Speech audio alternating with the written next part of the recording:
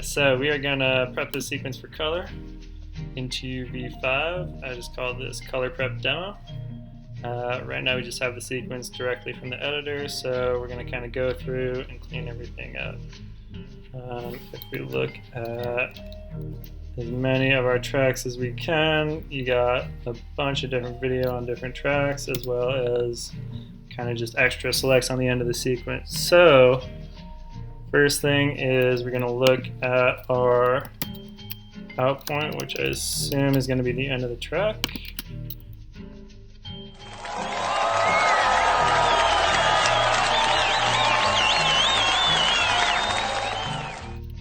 Alright, my computer's real slow, but that seems to be the end of it. And then I'm going to go ahead and just grab everything to the right of it and get rid of it. And then push in a little bit so you can kind of see what we're doing better.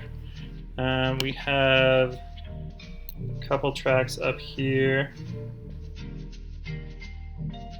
Alright, so we have our track here that looks like it's the matting. And it is. I'm just going to go ahead and grab that and delete it. This is actually a piece of media that's offline, but that track was already invisible, so I have been told that this is unimportant. Get rid of that too. And then I'm going to go in, make sure I don't miss anything on the top of my video tracks here. And then I'm just going to go in track by track and condense things down.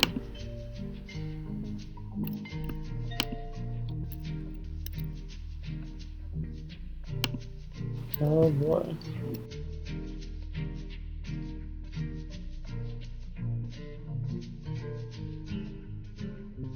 There's a link here that's moving some audio around, so just to make sure that nothing skates into a track it shouldn't be.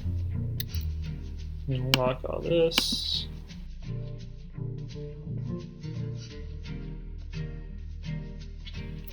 Cool, so now we have all our video tracks on one track.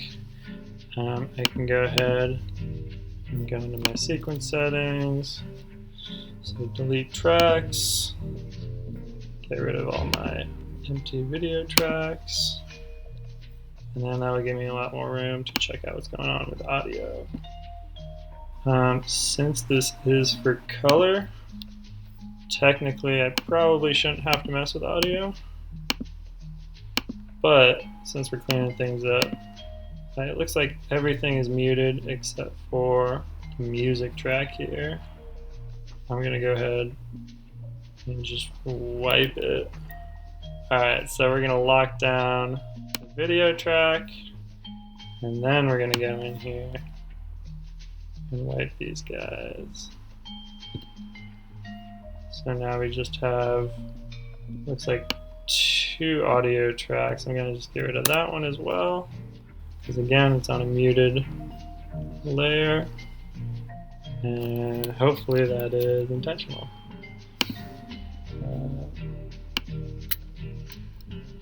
Alright, delete all audio tracks, clean that up. So now we have a nice clean sequence, which is our video and our audio track, just 1 and 1. So when we export that, it'll look nice and clean.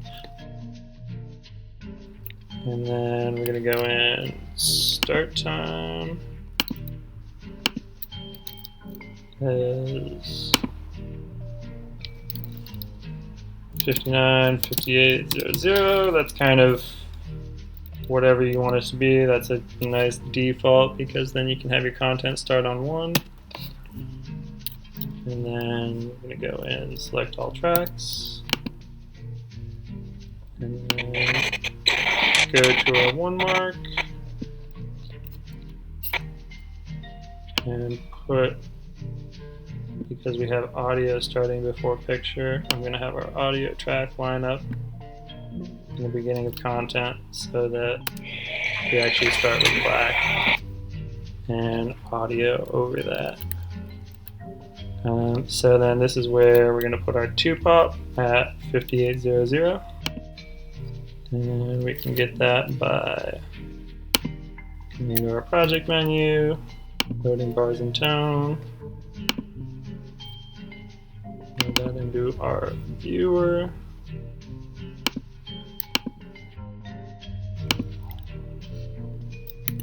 And then I'm just going to set it for a 1-frame duration.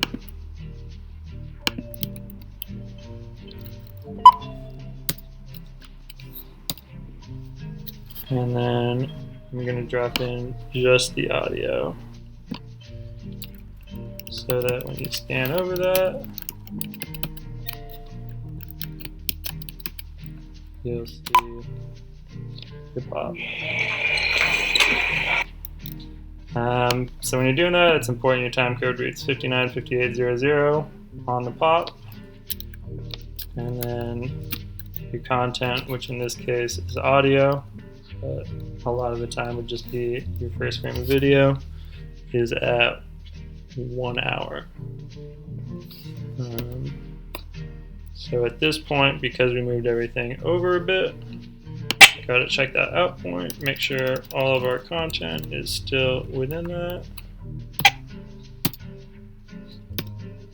And then that should be a cleaned up sequence. So we'll save that.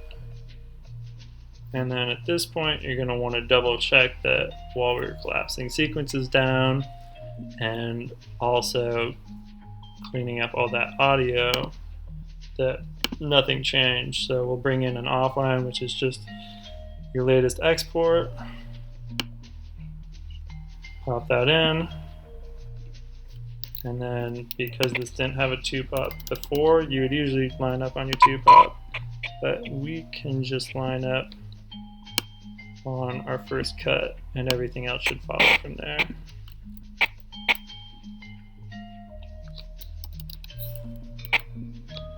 So that's our cut in the offline, and it also is our cut in the video if we disable that track.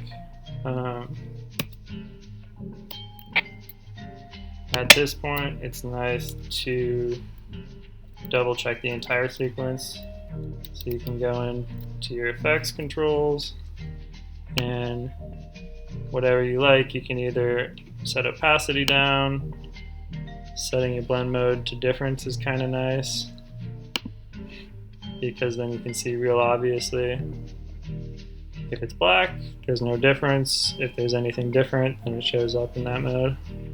Another one that's nice is just doing a crop. So pulling in your crop effect and just cropping off the top half of your offline so you can see your online underneath it. And then for audio, you're just going to want to listen through the tracks and make sure nothing's missing. Once you verify that everything lines up like that, you're going to want to get rid of that offline. Again, delete all your extraneous tracks. Boom, boom. And then you're going to want to export a QuickTime just of your online sequence with your new time code and your 2-pop baked in, so that your colorist has an offline to check against as he ports in the EDL that we're going to export now. So you go in, export, EDL, and then you have the right sequence selected up here. Strike time code is what it is in the sequence. Everything here just kind of stays on default unless you have reason to change it. And then I'm gonna hit OK. Take it out to desktop.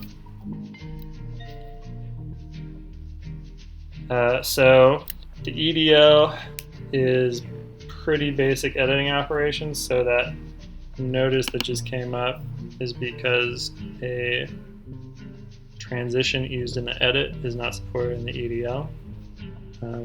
when you see something like that, it's nice to make a note of it for whoever's bringing it in, because if your colorist doesn't have one of your effects come in, they're going to have to recreate it on their end.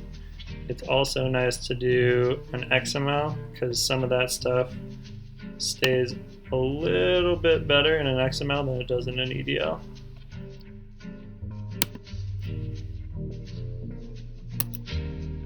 So we're going to go to our desktop, which is not clean right now. I'm just going to pop these onto the drive.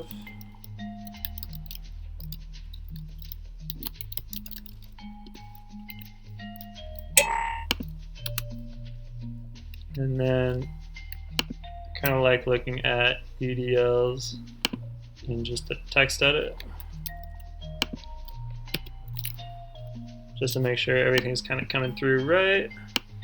So you can see the bars and tone is that 2-pop we added in there, and then you'll start to see clips come through. You'll see tape names here, time code over here, and then it'll also give you just the file name of the movie. This is our audio track. So it looks like everything's coming in nicely on the EDL, barring that effect that we got an alert about. And then the XML is going to be total gibberish to read, but that's actually going to probably work a little bit better for the colorist, just in terms of bringing effects in. Cool.